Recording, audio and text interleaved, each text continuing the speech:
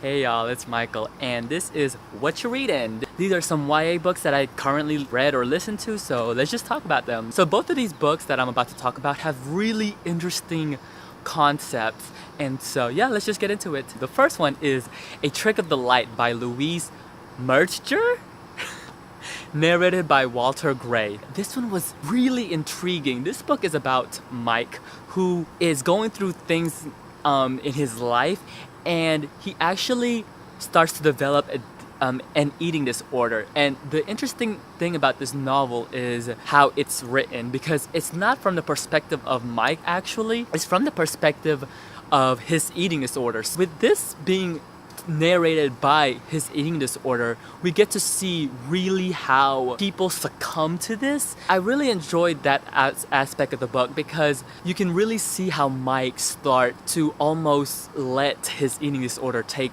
over his life, which it does. How he turns to his eating disorder because it just makes him feel better. Like, I was listening to this, I felt it that as the book progressed, his eating disorder was really his comfort zone almost. There are a few things that I didn't really enjoy about the book. First off, this book is really short. And while that's great, short books are great and everything, this one was too short.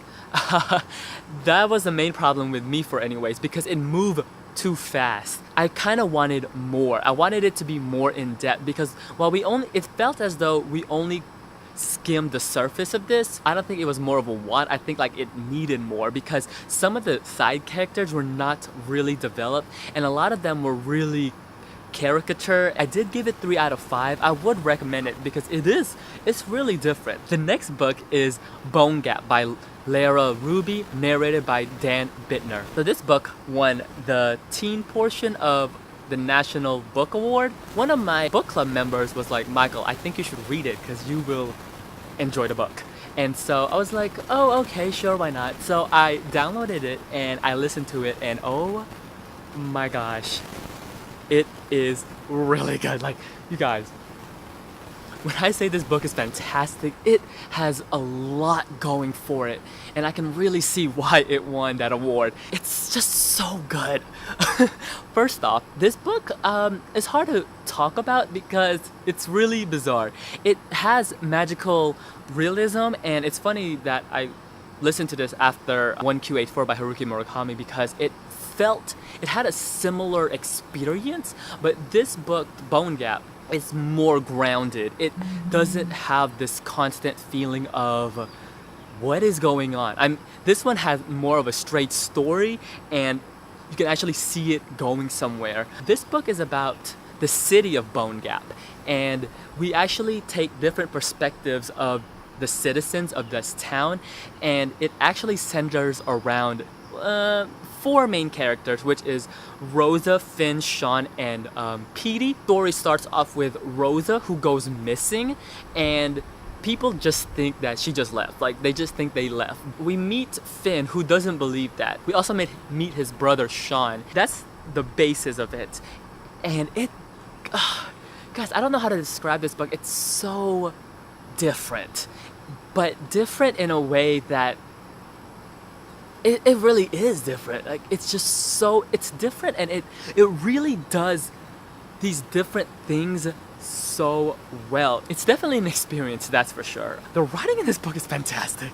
The way that characters are described, the way the Bone Gap has this eerie feeling to it, the way that the magical, fantastical parts of this novel feel so grounded, but at the same time feels so distant and magical. It's really great how it seems really contemporary, but at the same time really magical. It's bizarre. Like, it's just really great. What I really love about this were the characters. Oh my gosh, these characters were fantastic. First off, I really like which is really different from a lot of YAs, where Finn is an attractive character. Actually, all of these characters, like, physically, they're attractive. And it's funny I mentioned that because that is actually one of the themes this book talks about how we see people versus looking. And it's great because we see these characters as beautiful. Ben and Sean are described as actual, like, to me, if you would describe them, they're not your typical like YA main protagonists, physical wise, they have like muscles, they're jocks, but they're so fleshed out. That's funny I mentioned this because you're probably thinking like, oh my god, that's so narcissistic, but that's actually really important in this novel.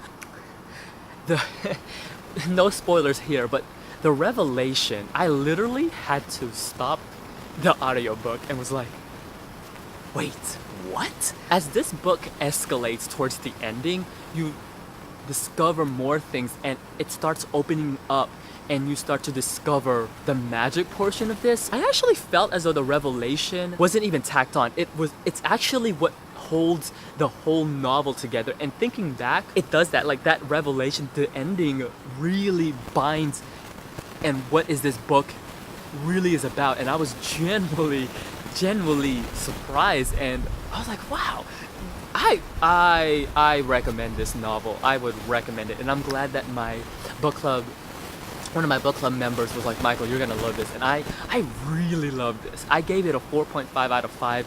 It's definitely one of my favorites this year. So yes, if you read any of those 2 books, let me know what you think about it. Until then, I'll see you guys till later. Bye!